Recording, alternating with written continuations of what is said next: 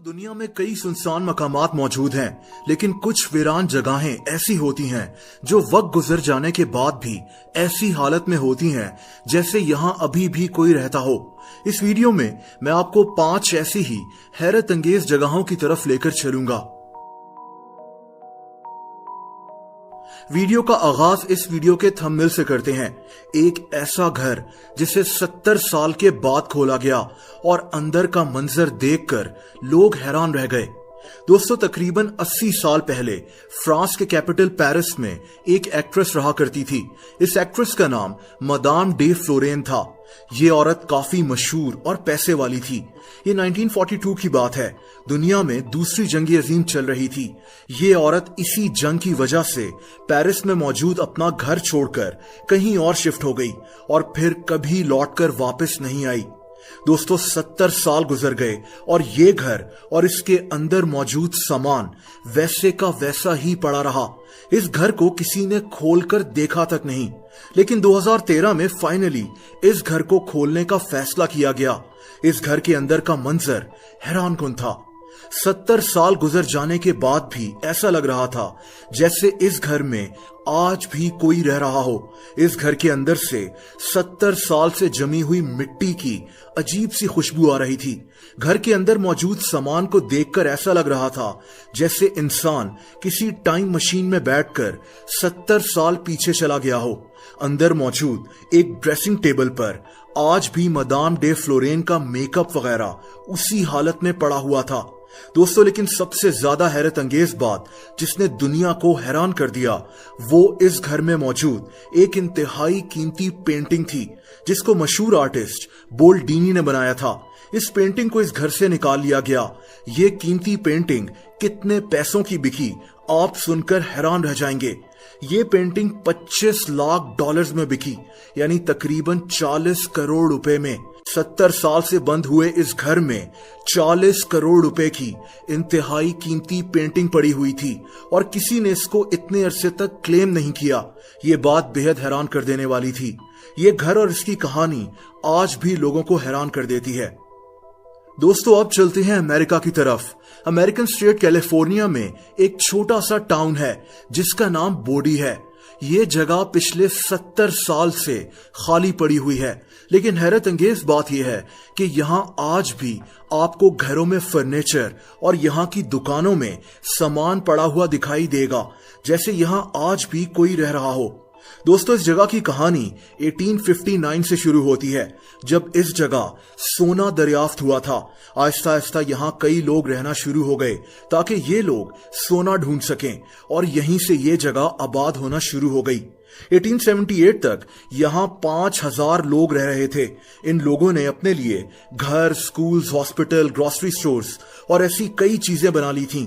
इस जगह पर बड़ी बड़ी गोल्ड माइनिंग कंपनीज सोना तलाश करना शुरू हो गईं, लेकिन यहाँ एक मसला भी था और वो मसला सर्दी का था। सोना तलाश करने वाले कई 100 लोग शदीद सर्दी और बीमारियों की वजह से इस दौरान मारे गए, लेकिन यहाँ की आबादी फिर भी बढ़ती रही। दोस्तों, एक वक्त था कि यहाँ 10,000 लोग रहते थे, लेकिन इस जगह जराइम भी बढ़ना शुरू हो गए। यहाँ सोने की लालच में लोग रहते जरूर थे, लेकिन इनको हर वक्त अपनी जान का खतरा लगा रहता था। 1932 में इस जगह पर एक खतरनाक आग ने इस इलाके की 95% इमारतों को जलाकर राख कर दिया। ये आग एक 2.5 साला बच्चे की वजह से लगी जो माचिस से खेल रहा था। दोस्तों, इसके बाद ये जगह वीरान होना शुरू हो गई।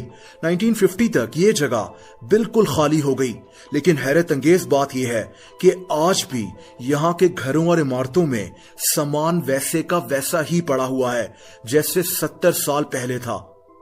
दोस्तों, ऐसी ही एक और जगह जापान में मौजूद है। ये एक जजीरे के ऊपर बना हुआ पूरा शहर है। एक ऐसा अजीब शहर जहां आपको कई इमारतें तो नजर आ जाएंगी, लेकिन ये सब इमारतें बिल्कुल खाली पड़ी हुई हैं। इस जगह का नाम हशीमा आइलैंड है। कभी यहाँ 5000 लोग रहते थे। दरअसल इस जगह से कोयला दरियाफ्त हुआ था।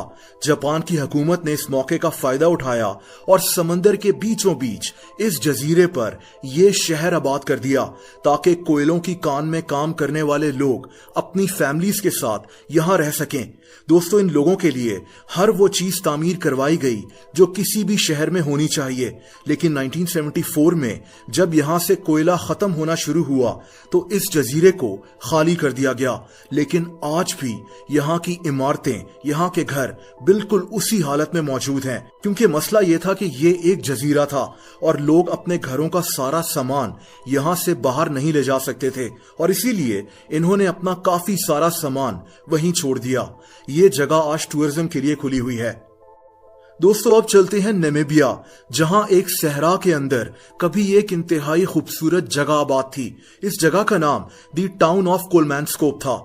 आज ये जगह वीरान पड़ी हुई है, लेकिन इस जगह को देखकर ऐसा लगता है जैसे ये जगह आज भी आबाद हुई हुई हो। तकरीबन 100 साल पहले इस जगह से हीरे दरियाफ्त हुए थे। उस वक्त नामीबिया को जर्मनी कंट्रोल करता था। हीरों की दरियाफ्त के बाद इस टाउन को जर्मनी ने तामीर करवाया था। सहरा के बीचों बीच बेशुमार घर, होटल, हॉस्पिटल्स, स्कूल और ऐसी कई चीजें तामीर करवाई गईं ताकि हीरों की माइनिंग करने वाले लोग यहां रह सकें। एक हैरत अंगेज बात यह भी थी कि लोगों तक यहां पानी 120 किलोमीटर दूर से लाया जाता था। लेकिन जब यहां हीरों की कान खाली होना शुरू हुई तो 1956 में इस टाउन को भी खाली कर दिया गया। लेकिन जैसा कि मैंने कहा कि आज भी ये जगह अपने माजी की याद दिलाती है। इसको देखने के लिए दूर दूर से लोग यहां का रुख करते हैं। और दोस्तों, ये आखिरी जगह इटली में है जिसका नाम क्राको है, एक ऐसा गांव जो आज खाली पड़ा हुआ है। इस गांव की तारीख हजारों साल पुरानी है। कभी यहां हजारों लोग आबाद थे। तकरीबन 1000 साल पहले इस गांव में एक यूनिवर्सिटी तक बनाई गई थी। ये गांव बड़े बड़े बादशाहों की पसंदीदा जगह थी। यहां एक किला भी तामीर किया गया था। पहाड़ों पर बने हुए इस गांव पर तकरीबन 900 साल पहले एक कैद खाना भी बनाया गया था। इस गांव का एक बहुत बड़ा मसला था और वो ज़लज़ले थे। यहां अक्सर ज़लज़ले आ जाया करते थे जिससे कई लोग अपनी जान से भी चले गए।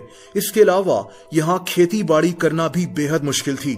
1963 में इस गांव को खाली कर दिया गया, लेकिन इसको देखकर आज भी ऐसा लगता है जैसे ये गांव वक्त में कहीं जम गया है।